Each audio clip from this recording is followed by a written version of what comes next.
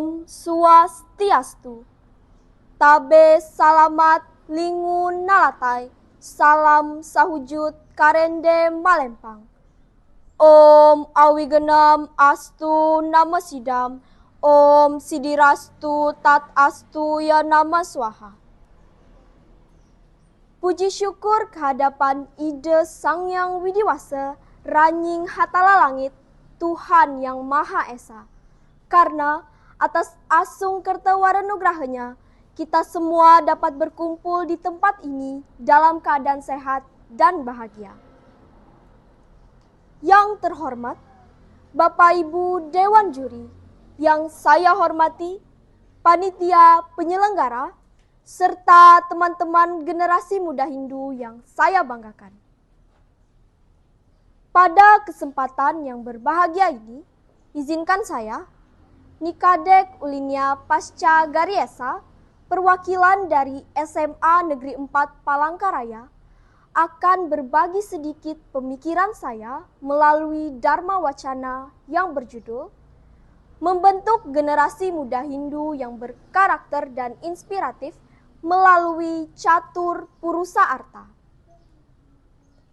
Teman-teman umat sedharma yang berbahagia, saat ini kita hidup di zaman yang luar biasa. Arus informasi mengalir deras, teknologi menghubungkan kita dengan seluruh dunia dalam sekejap, dan tantangan hidup pun semakin kompleks. Di tengah dinamika ini, sering muncul pertanyaan, bagaimana caranya menjadi seorang pemuda Hindu yang tidak hanya kuat dalam keyakinan, tetapi juga mampu menjadi teladan dan sumber inspirasi bagi lingkungan sekitar. Jawaban sesungguhnya telah diwariskan oleh para leluhur kita melalui ajaran Suci Weda. Ajaran tersebut memberikan kita sebuah kompas kehidupan yang disebut Catur Purusa Arta, yaitu 4 tujuan hidup manusia yang terdiri dari Dharma, Arta, Kama, dan Moksa. Konsep ini bukanlah ajaran yang kaku dan kuno, melainkan sangat relevan sebagai pedoman bagi kita, para generasi muda, untuk membangun karakter yang kokoh dan menebarkan inspirasi. Mari kita bedah satu persatu. Tujuan hidup yang paling pertama dan paling utama adalah Dharma. Dharma adalah kebenaran, kewajiban, dan hukum kebajikan yang menopang alam semesta. Bagi kita sebagai seorang remaja, Dharma bukanlah konsep yang rumit. Dharma adalah ketika kita menjadi siswa yang jujur, anak yang berbakti kepada orang tua, teman yang dapat dipercaya, dan warga negara yang taat aturan. Inilah fondasi dari karakter.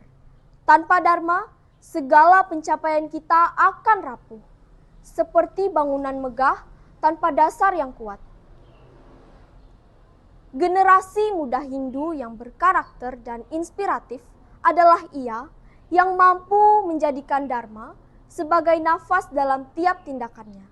Ia tidak akan menyontek saat ujian, ia tidak akan berbohong kepada orang tua, dan ia tidak akan menyakiti perasaan temannya. Inilah langkah awal untuk menjadi pribadi yang inspiratif. Tujuan kedua adalah Arta. Arta sering diartikan sebagai kekayaan materi. Namun, bagi kita seorang pelajar, Arta memiliki makna yang lebih luas. Arta adalah ilmu pengetahuan yang kita kejar, keterampilan yang kita asah, dan kesehatan yang kita jaga. Itu semua adalah harta yang akan menjadi bekal kita untuk berkarya di masa depan. Mencari arta harus selalu dilandasi oleh Dharma. Artinya, kita mencari ilmu pengetahuan dengan cara yang baik, meraih prestasi dengan sportif, dan kelak mencari sumber penghasilan dengan cara yang benar. Dengan arta yang diperoleh melalui jalan Dharma, kita tidak hanya mensejahterakan diri sendiri, tetapi juga dapat membantu orang lain dan menjadi berkat bagi sesama. Tujuan ketiga adalah kama, yaitu keinginan atau hasrat.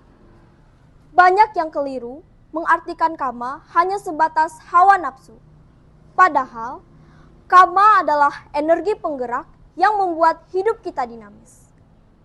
Keinginan untuk menjadi juara kelas, hasrat untuk menjadi seorang seniman, atau cita-cita untuk menjadi pengusaha sukses adalah bentuk dari kama. Tantangannya adalah bagaimana mengendalikan kama agar tidak melanggar dharma. Generasi muda Hindu yang inspiratif adalah ia yang mampu menyalurkan energinya pada hal-hal positif. Ia memiliki ambisi, tetapi ambisi yang terarah.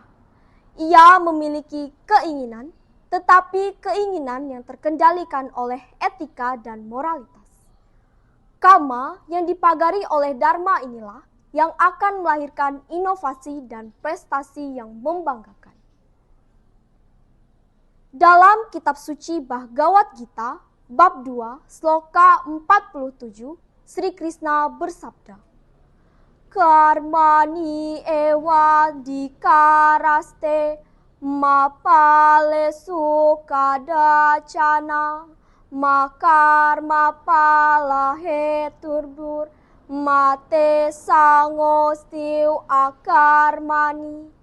Artinya, engkau hanya berhak atas perbuatanmu, tetapi jangan sekali-kali mengharapkan hasilnya.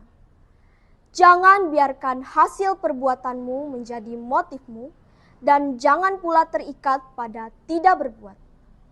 Kutipan ini mengajarkan kita untuk fokus pada kewajiban atau dharma dengan sebaik-baiknya belajar, berkarya, berusaha, dan menyerahkan hasilnya kepada ide Sang Yang Widi.